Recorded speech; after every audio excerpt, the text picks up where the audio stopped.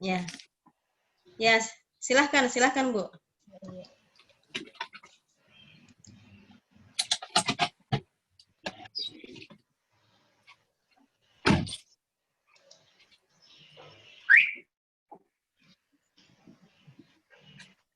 Iya.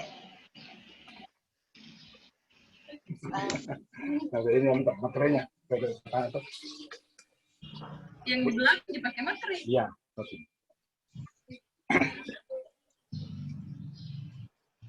Sudah Bu, saya mulai Bu. Tabe Bu. Ya, silakan, silakan dimulai. Oke, Assalamualaikum warahmatullahi wabarakatuh. Tabe Pak kedengaran nah ya Bu ya. Ya, Assalamualaikum warahmatullahi wabarakatuh. Bagaimana kabarnya anak-anak hari ini? Ya, sehat? Alhamdulillah sehat. Ya, kita harus selalu menjaga kesehatan ya anak-anak, apalagi di masa pandemi COVID-19 sekarang ini. Kita harus selalu mengikuti protokol kesehatan. Ya, sebelum kita memulai pembelajaran, mari kita berdoa terlebih dahulu sesuai dengan keyakinan kita masing-masing. Berdoa dimulai.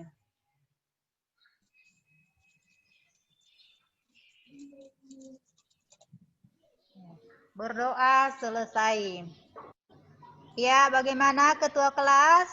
Bagaimana kehadiran teman-temannya? Oh, ada yang tidak hadir ya. Siapa?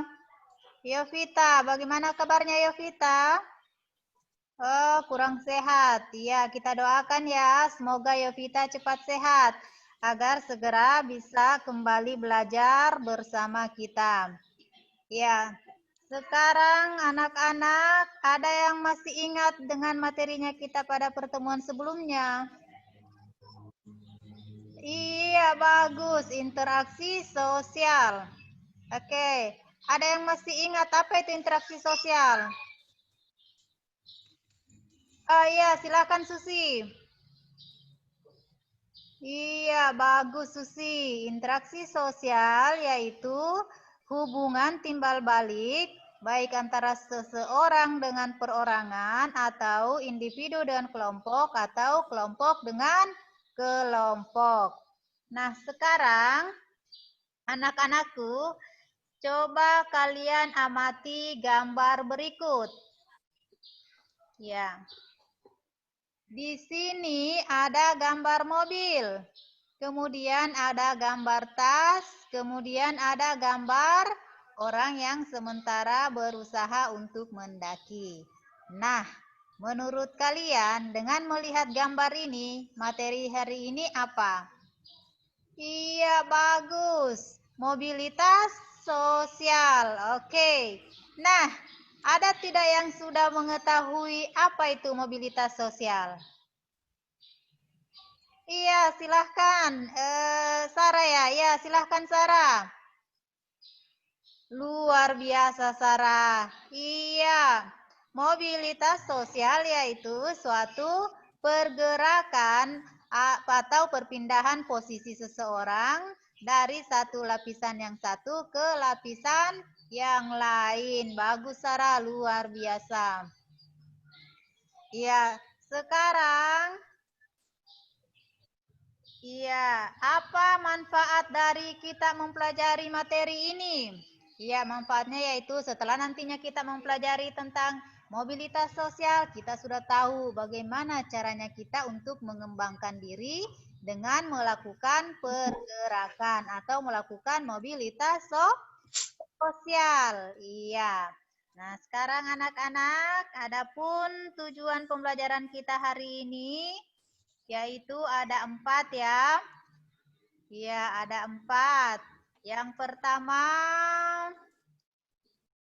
ya setelah mempelajari materi dengan pendekatan saintifik, peserta didik diharapkan mampu.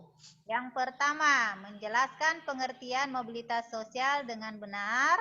Kemudian yang kedua, menguraikan bentuk-bentuk mobilitas sosial dengan benar.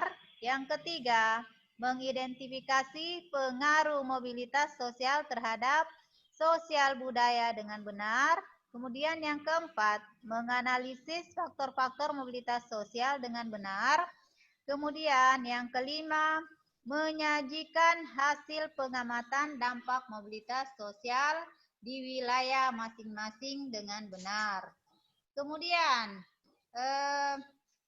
KD-nya ya kompetensi dasar dari materi kita hari ini yaitu menganalisis pengaruh interaksi sosial dalam ruang yang berbeda terhadap kehidupan sosial budaya serta pengembangan kehidupan kebangsaan. Nah, itu anak-anak. Nah, kemudian di sini nantinya Ibu akan melakukan penilaian. Yang pertama, penilaian tertulis ya anak-anak.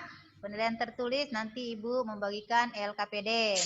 Kemudian yang kedua, penilaian sikap. Yang Ibu nilai di sini ada sikap, disiplin, dan tanggung jawab. Kemudian dalam proses diskusi. Bagaimana keaktifannya kalian nanti berdiskusi, kemudian bagaimana kalian bekerja sama, kemudian bagaimana kemampuannya kalian untuk mempresentasikan hasil diskusi kalian tadi. Ya, sebentar, oke? Ya. Sekarang anak-anak, baiklah kita masuk kepada materi ya. Nah, sekarang Ibu akan menyajikan PowerPoint. Nah, PowerPoint tentang materi mobilitas sosial. Nah, yang pertama yaitu silahkan anak-anak diamati ya, diamati PowerPoint-nya ya anak-anak. Iya. Pertama, pengertian mobilitas sosial.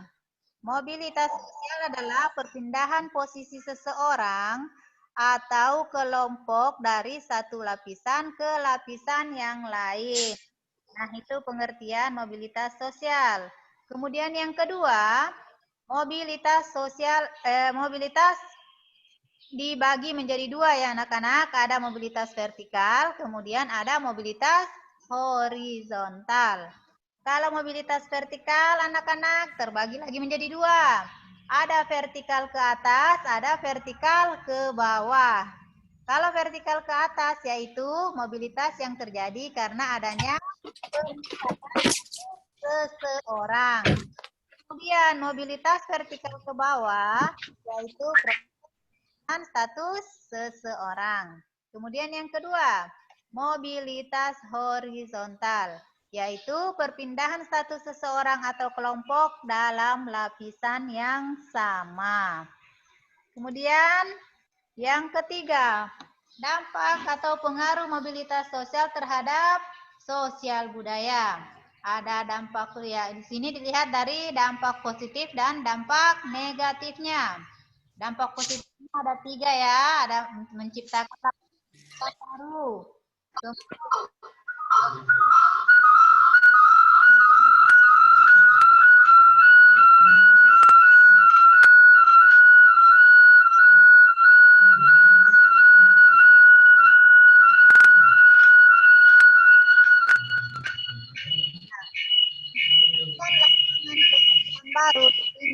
Halo Paisan, mungkin speaker tak mungkin Paisan. Oh iya, silahkan Bu, lanjut. Ya, silakan Bu. Oke. Mohon maaf. Iya Pak. Iya. Menciptakan lapangan pekerjaan baru. Ibu contohkan seperti ini ya anak-anak. Seumpama ada seorang karyawan perkantoran. Dia mau memulai bisnis baru. Nah, apabila nantinya bisnisnya tersebut berhasil, maka tenaga kerja. Nah, itu kedua, menciptakan tenaga kerja yang profesional. Nah, bagaimana yang menciptakan tenaga kerja yang profesional? Yaitu ya di dalam kita melakukan pergerakan atau melakukan sesuatu bisnis, nah, jelas kita akan berusaha dari hal yang kita tidak tahu akan berusaha menjadi bisa. Nah, itu. Kemudian, peningkatan efektivitas kerja. Nah, apabila kita melakukan mobilitas sosial, kita akan berusaha bekerja keras. Kita akan berusaha untuk bekerja secara efektif. Nah, itu anak-anak. Itu adalah dampak positifnya. Kemudian, dampak negatifnya. Dampak negatif di sini ada 3 juga ya anak-anak. Ada disintegrasi sosial, kemudian dapat menimbulkan konflik, kemudian dapat menimbulkan kecemasan. Nah, yang pertama, bagaimana itu disintegrasi sosial? Ya, disintegrasi sosial di sini artinya ya pemecahan atau bila seseorang mau melakukan pergerakan sosial. Ya, dia mulai tertutup. Ya, dia mulai tertutup dari masyarakat luas sehingga tadi terjadilah disintegrasi sosial. Kemudian yang kedua dapat menimbulkan konflik. Ya, bagaimana menimbulkan konflik? Nah, itu tadi akibat dari disintegrasi sosialnya, dia sudah tertutup. Dia sudah tertutup. Biasanya kan masyarakat tradisional ya, tradisional sangat menekankan pada kekeluargaan. Nah, apabila sudah tertutup jelas akan menimbulkan konflik. Yang ketiga, dapat menimbulkan kecemasan. Nah, di sini seorang yang sudah mengalami mobilitas sosial kadangkala sudah menutup diri dari masyarakat luas, kemudian sudah mulai bersikap sombong. Nah, itu ya anak-anak dampak dari pengaruh mobilitas sosial. Kemudian, ya ada faktor-faktor mobilitas sosial, faktor-faktor yang mempengaruhi terjadinya mobilitas sosial. Ada 2 ya anak-anak, ada ya pendorong dan ada faktor penghambat. Faktor pendorongnya ada faktor struktural, kemudian faktor ekonomi, ada faktor individu. Kemudian faktor penghambat ada juga faktor kemiskinan dan ada diskriminasi gender. Nah, itu ya anak-anak. Ya, setelah mengamati ini anak-anak PowerPoint tadi, ada tidak yang tidak dipahami? Silahkan ditanyakan kalau ada yang kurang dipahami anak-anak. Iya, silahkan. Iya, pertanyaan yang bagus Susi. Ya, mengapa kemiskinan merupakan faktor penghambat terjadinya mobilitas sosial? Ya, ada teman yang bisa memberikan jawaban? Iya, silahkan Intan. Bagus sekali Intan. Iya, jawaban yang luar biasa Intan. Kasih aplaus buat Intan. Iya. Mengapa kemiskinan? Ya, Ibu jelaskan sedikit ya. Kemiskinan merupakan faktor penghambat terjadinya mobilitas sosial karena apabila kita mengalami kemiskinan, kita akan sulit melakukan pergerakan atau sulit melakukan mobilitas sosial. Kenapa? Kita hendak membuka usaha, tetapi kita terhambat oleh modal. Kemudian kita mau menempuh pendidikan, tetapi kita terhambat oleh biaya. Dengan kita tidak berpendidikan, jelas kita tidak mempunyai kemampuan untuk melakukan mobilitas sosial atau pergerakan ke arah yang lebih baik. Bagaimana? Sudah dipaham Susi? Iya. Sekarang Ibu akan memberikan tugas diskusi ya. Kalian berdiskusi sesuai dengan kelompok yang telah kita bentuk pada pertemuan sebelumnya. Nah, sebelum diskusi, Ibu akan membagikan bahan ajar ya, bahan ajar. Kemudian di situ ada sumber-sumber yang bisa kalian lihat, ada link-link nanti bisa kalian buka. Kemudian ada YouTube, tayangan-tayangan yang bisa kalian jadikan sumber yang relevan dengan materi. Sekarang, ya, Ibu bagikan tugasnya masing-masing per kelompok ya. Kelompok 1, bentuk ya. Dan kelompok 2, pengaruh mobilitas sosial terhadap kehidupan sosial budaya. Kemudian yang ketiga, kelompok 3, faktor-faktor yang mempengaruhi terjadinya mobilitas sosial. Silakan anak-anak, silakan Ibu berdiskusi. Ya, silahkan. Ya, waktunya selesai. Silahkan kelompok mana yang mau memaparkan atau mempresentasikan hasil diskusinya. Ya, kelompok 1. Sarah, silahkan Sarah. Iya, presentasi yang luar biasa Sarah. Kita kasih aplaus buat Sarah. Ya, ada kelompok lain yang mau menanggapi dari presentasi atau pemaparan dari Sarah tadi? Dari kelompok 1?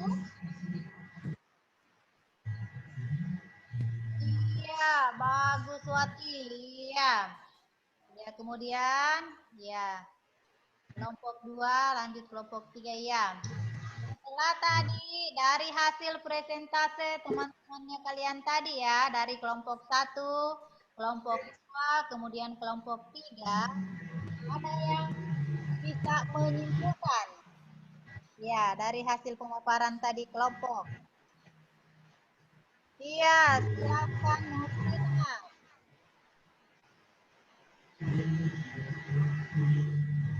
Iya, luar biasa Nursina. Ada yang bisa menambahkan? Iya, silahkan Nurbia. Iya, bagus sekali Nurbia, luar biasa. Nah, sekarang mari kita simpulkan bersama ya. Ya, yang pertama yaitu mobilitas sosial. Pengertian mobilitas sosial yaitu suatu pergerakan atau perpindahan posisi dari posisi yang satu ke posisi yang lain atau dari satu lapisan ke lapisan yang lain. Kemudian ada bentuk-bentuk mobilitas sosial dibagi menjadi 2, ada vertikal dan ada horizontal. Kemudian ada pengaruh, ada dampak positifnya, ada dampak negatif terjadinya mobilitas sosial. Dampak positifnya itu 1, dapat menciptakan lapangan pekerjaan baru. Kemudian yang kedua, dapat menciptakan tenaga kerja yang profesional. Yang ketiga, peningkatan efektivitas kerja. Kemudian dampak negatifnya, ada disintegrasi sosial, kemudian terjadi atau dapat menimbulkan konflik, kemudian dapat menimbulkan kecemasan. Iya. Untuk memahami itulah kesimpulan tadi ya anak-anak. Iya. Sekarang untuk lebih memahami materi mobilitas sosial, ya, Ibu akan membagikan LKPD. Nah, tadi kan di bagian awal Ibu sudah mengatakan bahwa akan ada penilaian tentang tes tertulis. Nah, sekarang Ibu akan membagikan LKPD. Kalian kerja 10 menit ya anak-anak. Ya. Waktunya selesai. Nah, sampai di sini materinya kita ya anak-anak. Semoga materi yang telah kita pelajari tadi dapat bermanfaat buat kita semua. Nah, apalagi di dalam nantinya kita mengembangkan diri dengan melakukan pergerakan atau mobilitas sosial. Tentunya yang kita harapkan di sini anak-anak yaitu mobilitas sosial ke atas. Nah, namun anak-anak apabila nantinya pergerakan tersebut tidak sesuai dengan apa yang kita harapkan, berharap kalian dapat menerimanya dengan lapang dada. Namun, kita terus meningkatkan atau melakukan pengembangan diri. Ya, itulah anak-anak. Ya, kemudian tugas di rumah anak-anak, Ibu akan memberikan tugas waktunya seperti ya. Kalian membuat laporan. Kalian membuat laporan apa saja yang terjadi di sekitar lingkungan yang masing-masing. 1 minggu ya, nanti kalian buat laporannya. Kemudian kalian amati dampak-dampak. Oh, ini ada dampak positifnya. Kemudian ada dampak negatifnya. Itu minggu ya anak-anak. Kalian kumpulkan nanti sebelumnya. Oke. Kemudian untuk pertemuan berikutnya kita akan membahas tentang pluralitas sosial, materi pluralitas sosial. Ya, silakan kalian baca di rumah. Ada buku paket yang sudah dibagikan. Kemudian ada ya, boleh juga kalian mencari di internet bagi yang punya HP. Ya, HP. Terima kasih kepada masing-masing kelompok yang telah berdiskusi dengan baik, kemudian telah berusaha memperselesaikan hasil diskusinya dengan baik, kemudian sudah bekerja sama dengan baik. Iya, luar biasa. Ibu memberikan penghargaan yang sangat luar biasa. Kalian sudah mampu, iya. Sekian pertemuan kita hari ini dengan mengucapkan maaf lupa. Sebelum kita menutup pembelajaran ini, kita berdoa terlebih dahulu. Ya, bismillahirrahmanirrahim. Silahkan berdoa sesuai dengan agama dan keyakinan masing-masing. Berdoa dimulai.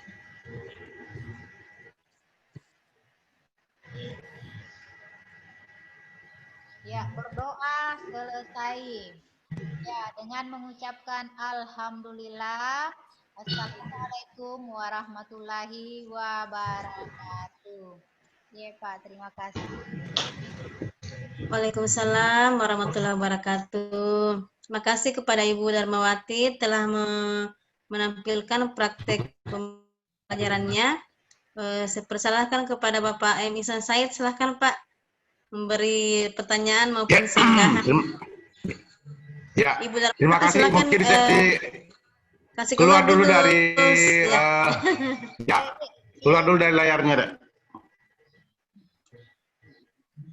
Mana Pak? Gimana?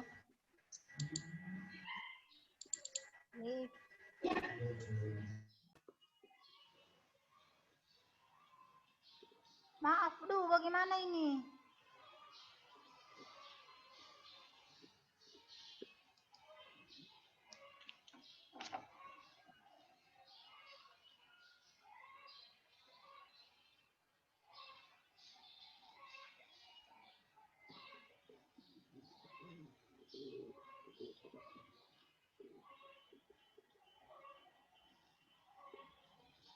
Halo Pak, Assalamualaikum Pak.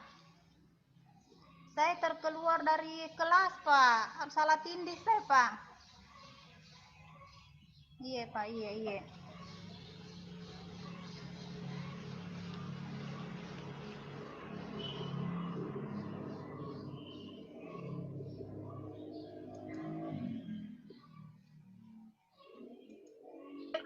Bu Darmawati. Iya Pak, terputus Pak. Coba diklik di bagian bawahnya itu Bu, ada pilihan breakout room. Breakout room, terus Pak, join. Ya, join di yang breakout room 4. Iya. Oke, Bu Darma. Maaf Pak, terputus. Iya. Ya, bisa dengarkan suara saya dengan jelas? Iya Pak. Oke, Bismillahirrahmanirrahim. Assalamualaikum warahmatullahi wabarakatuh. Waalaikumsalam. Yang saya hormati Ibu Hasri Yanti, saudara peserta Darmawati. Terima kasih atas kesempatan diberikan yang pertama untuk saya untuk memberikan beberapa klarifikasi dan beberapa pertanyaan. Ibu Darmawati, di mana posisinya Ibu? Di Donggala, Pak, Sulawesi Tengah. Donggala, Sulawesi Tengah, cukup jauh ya? Iya, Pak. Oke, pertama-tama Alhamdulillah kami ucapkan kepada Darmawati, Ibu Darmawati yang telah sampai di tahap ini, telah menyelesaikan praktek pembelajaran. Saya mengikuti dari awal dan saya sangat mengapresiasi Ibu sangat familiar menyajikan materi, Ibu menguasai sekali materinya.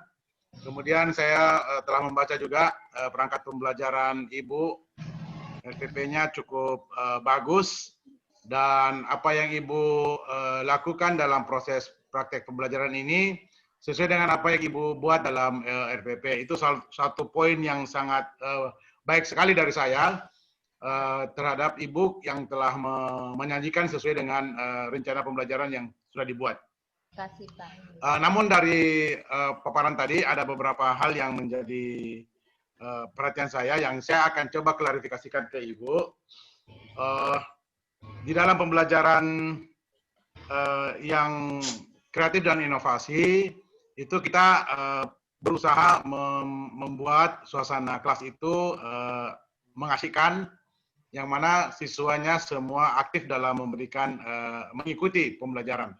Dan itu Ibu telah berhasil melakukan dengan berinteraksi dengan siswa, ya, dengan memberikan pertanyaan, mengklarifikasi pertanyaan, memberikan apresiasi terhadap jawaban yang diberikan. Itu sangat baik dan saya rasa itu memberikan nilai tersendiri buat saya bahwa Ibu sangat familiar dalam membawakan materi pembelajaran yang Ibu sampaikan.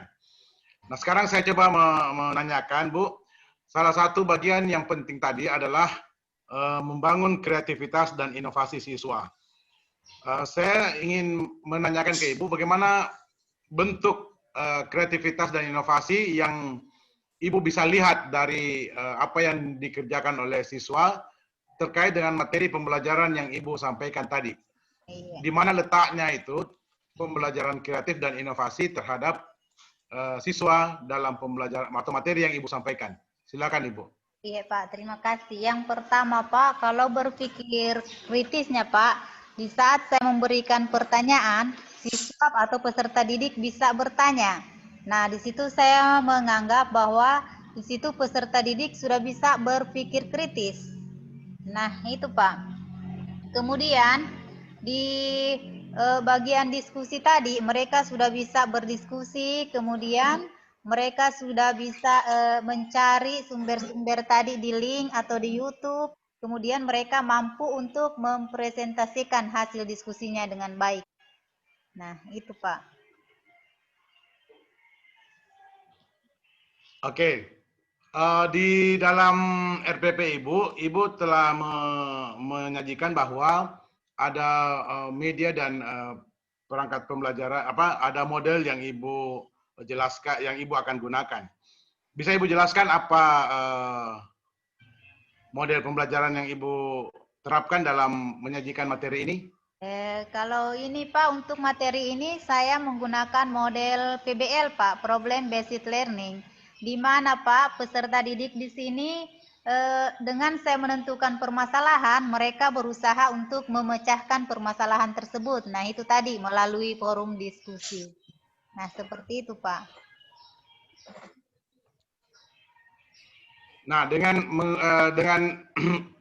metode pembelajaran demikian, media apa yang Anda gunakan terkait dengan pemanfaatan teknologi pembelajaran yang Ibu pakai? Iya, tadi kan selain PowerPoint Pak, biasa saya menampilkan video-video animasi biasa Pak. Nah itu, kemudian biasa juga ada tugas-tugas yang belum sempat terselesaikan di pas proses pembelajaran Pak. Biasa saya share lewat WhatsApp, grup. Tapi saya berikan juga linknya Pak. Biasa ada video-video yang harus mereka lihat. Seperti itu Pak.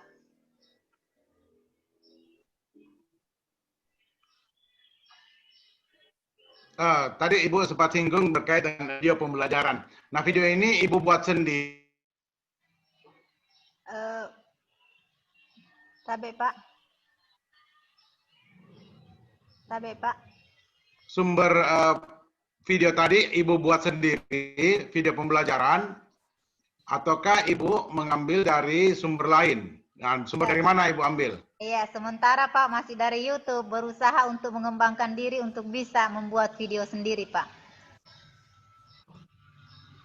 Seperti itu Pak. Oke. Jadi kalau mungkin ke depannya, karena kita dituntut untuk bisa tidak hanya mengambil dari hasil cipta orang lain, mungkin ke depannya Ibu bisa membuat video pembelajaran di mana Ibu yang menjadi sumber belajarnya dan Ibu yang menjadi tokohnya di situ, bukan hasil video orang lain.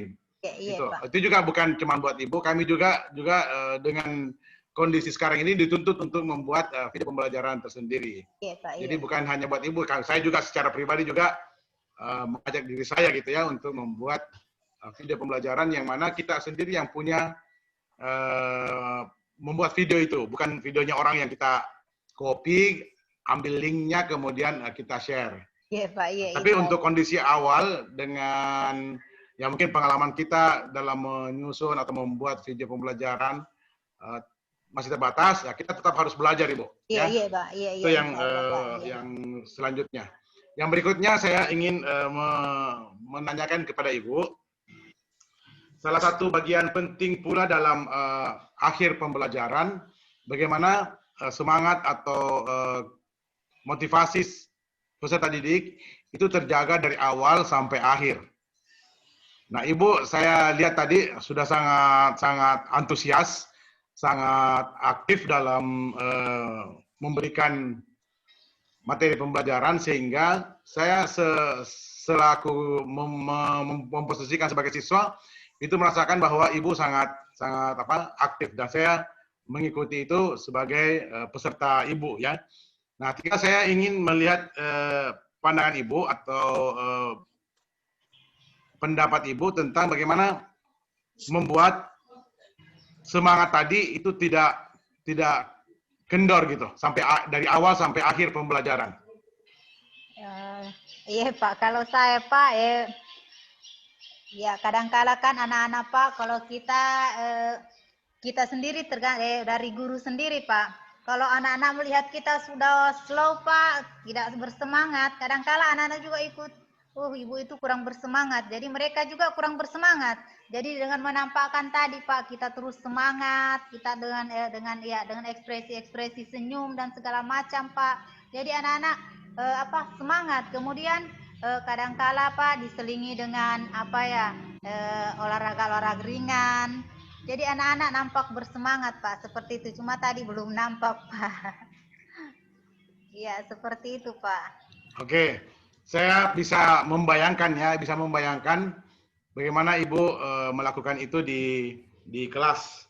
Nah, bagian akhir sekali lagi saya menilai Ibu sangat baik dalam memaparkan praktek pembelajaran ini, mulai dari tahap awal, pembukaan, kemudian persepsi, kemudian masuk ke materi inti, kemudian di dalam materi inti itu Ibu mengaktifkan siswa dengan membentuk kelompok, memberikan pertanyaan, kemudian menanyakan kembali, memberikan apresiasi, kemudian evaluasi. Semuanya Ibu lakukan dengan sangat baik, dan di akhirnya Ibu juga menyampaikan lagi pengayaan berkaitan dengan materi yang Ibu sampaikan. Itu sangat luar biasa menurut saya, dan termasuk menyampaikan tindak lanjut kembali materi yang akan dipaparkan minggu depannya atau pertemuan selanjutnya. Itu juga sangat lengkap menurut saya, sehingga saya sangat mengapresiasi Ibu Darmawati dalam memaparkan materi dalam praktek pembelajaran ini. Mungkin itu saja dari saya. Terima kasih, selamat dari saya secara pribadi. Ibu Hasrianti akan memberikan juga pertanyaan-pertanyaan dan tanggapan-tanggapan terkait dengan apa yang telah Ibu Dharma sampaikan. Dari saya cukup, Ibu Dr. Hasrianti, mohon dilanjutkan kembali. Assalamualaikum warahmatullahi Baik, Pak. wabarakatuh. Ya. Waalaikumsalam Waalaikumsalam warahmatullahi warahmatullahi. wabarakatuh. Baik Pak, terima kasih kepada Bapak M. Ihsan Said telah memberi pertanyaan dan saran. Saya juga sependapat dengan apa yang disampaikan oleh Pak Ihsan sebelumnya, bahwa Ibu Darmawati telah melaksanakan proses pembelajaran yang selaras dengan apa yang dituliskan pada RPP. Mulai dari pendahuluan, kegiatan inti, sampai pada hal-hal yang perlu dilakukan di saat membuat kesimpulan atau penutup. Tadi saya sudah banyak berbincang-bincang dengan Ibu Darmawati saat Pak Ihsan belum masuk, mengenai kondisi sekolah, kondisi pembelajaran di sana sebelumnya. Jadi sama dengan kondisi peserta sebelumnya, tadi ada kalau tidak salah Ibu Susiawati juga tadi sama, belajarnya itu per kelompok. Jadi dia juga berkunjung ke rumah-rumah, mengunjungi setiap siswa, dan waktunya itu yang diperlukan hanya maksimal 30 menit untuk berinteraksi dengan siswa. Nah, jadi ini juga menjadi kendala kita sebagai seorang pendidik, bahwa kita harus pandai-pandai memanajemen kondisi belajar agar tujuan pembelajaran kita tercapai dengan baik. Sama halnya dengan strategi yang digunakan Ibu Susiawati tadi, bahwa komponen-komponen pembelajaran yang tidak sempat diberikan di rentang waktu 30 menit itu, dia sampaikan di waktu lain ketika tiba-tiba dia berinteraksi dengan siswa tersebut, misalnya yang dalam 30 menit itu belum sempat menyampaikan pesan moral atau apa, itu disampaikan di luar rentang waktu yang 30 menit itu. Jadi sama halnya dengan Ibu Darmawati, ketika ada komponen-komponen pembelajaran yang belum sempat disampaikan kepada siswa di saat waktu 30 menit itu, berusahalah untuk Ibu bisa menyampaikannya di luar waktu itu. Misalnya memberi pesan-pesan moral, memberi semangat dan motivasi. Karena kondisi yang memaksa kita seperti itu. Nah, karena bukan peran kita hanya untuk memberikan materi, tapi sebagai pendidik untuk mereka. Nah, tidak banyak pertanyaan yang ingin saya berikan kepada Ibu Darmawati. Saya juga sudah cukup puas dengan apa yang ditampilkan tadi dalam praktik pembelajaran. Namun di sini saya ingin bertanya, tadi Ibu memberikan penugasan berupa apa, Bu? Penugasannya? LKPD, lembar kerja siswa, Bu. Iya, maksudnya tugasnya tadi apa yang Ibu berikan? Yang Ibu sampaikan ke siswa tadi. Saya tadi tidak kurang mendengar pada bagian itu. Saya bagikan LKPD, Bu, atau yang bagian terakhir tugas rumah, Bu. Iya. Oh, iya, yang tugas rumah. Rumah, Ibu, saya tugaskan membuat seperti laporan, Bu, atau resume dengan mengamati dampak-dampak mobilitas sosial yang terjadi di lingkungannya masing-masing, Bu. Itu. Oh, begitu. Nah, bisa juga begini, Bu. Kan tadi Pak Ihsan beberapa kali menekankan agar Ibu sepandai-pandainya meningkatkan motivasi dan semangat siswa dalam belajar. Jadi saya contohkan, misalnya Ibu menampilkan media PowerPoint ya. Nah, di situ ada gambar-gambar, ada keterangan-keterangan video. Nah, mungkin Ibu bisa bilang seperti ini. Nah, anak-anak, ini saya membuat satu file PowerPoint. Bagus kan? Isinya cukup menarik, bukan? Nah, kalau begitu anak-anak pasti bisa juga membuat seperti ini. Iya, Bu. Nah, itu salah satu pancingan kita, mereka bisa memanfaatkan teknologi dalam belajar. Jadi bukan hanya dari pihak kita yang memanfaatkan teknologi, kita juga harus bisa mengarahkan ke anak-anak dalam mengerjakan tugas untuk memanfaatkan teknologi yang ada.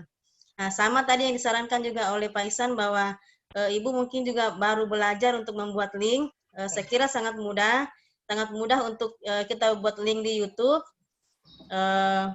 Ketika ibu sudah membuat, ibu sudah bisa langsung share ke siswa. Ibu punya link, anak-anak sudah bisa melihatnya di YouTube. Nah, pasti kalian juga bisa membuat link dan video-video pembelajaran seperti ini. Ayo anak-anak, kita belajar membuat video pembelajaran sendiri dan kita tampilkan di link kita masing-masing. Nah, itu salah satu strategi kita untuk mengajak siswa untuk melek teknologi. Ya, jadi seperti yang Ibu bilang tadi, kalau ibu semangat, pasti siswanya juga semangat. Nah, kalau ibu kreatif, memperlihatkan kekreatifan, pasti siswanya juga tidak mau kalah kreatif. Jadi seperti itu. Jadi ada banyak cara untuk meningkatkan kreativitas, critical thinking maupun motivasi dalam siswa dalam belajar. Itu adalah pekerjaan kita. Saya rasa kalau untuk Ibu Darmawati ini saya juga melihat pengalaman mengajarnya sudah cukup mapan. Sisa komponen-komponen RPP juga yang ditambahkan itu adalah pada bagian meningkatkan kreatif dan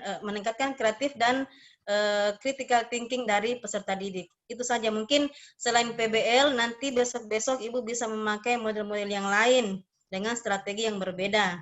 Jadi, dan Ibu juga harus tahu untuk membedakan mana model, mana pendekatan, mana strategi. Nah, kalau dalam bagan model itu yang paling rendah itu adalah taktik atau teknik. Nah, nanti bisa Ibu baca mengenai perbedaan model, pendekatan, strategi, teknik, dan taktik. Saya kira Pak, kalau dari saya juga cukup seperti itu. Saya juga sudah merasa selaras dengan apa yang dituliskan di RPP. Saya kira cukup Pak. Selamat untuk Ibu Darmawati. Nanti dengan kondisi pandemi seperti ini, jangan patah semangat, tetap memberikan kreativitas yang terbaik untuk siswa. Oke, Bu, Terima kasih. Ya, terima kasih ya. Bu, terima kasih. Jadi saya tutup saja Pak ya. Ya. Ya, silakan Bu, silakan. Ya, kami dari tim penguji dari Bapak M. Ihsan Said Ahmad dan saya Bu Asrianti mengucapkan selamat kepada Ibu Darmawati telah sampai pada tahap ujian komprehensif. Kami doakan Ibu lulus menjadi seorang guru yang profesional dan menjadi seorang guru yang lebih produktif. Ya. Selamat kepada Ibu, salam untuk teman-teman yang ada di Sulteng. Ya, Bu, ya, semoga Ibu sehat selalu. Ya. Terima kasih Bu. Silahkan Ibu meninggalkan ruangan. Terima kasih. Terima kasih Bu. Ya, sama-sama. Selamat ya Bu Darma. Iya, amin Pak. Terima kasih Pak. Terima kasih Bu. Silakan bisa meninggalkan ruang meeting ini. Iya.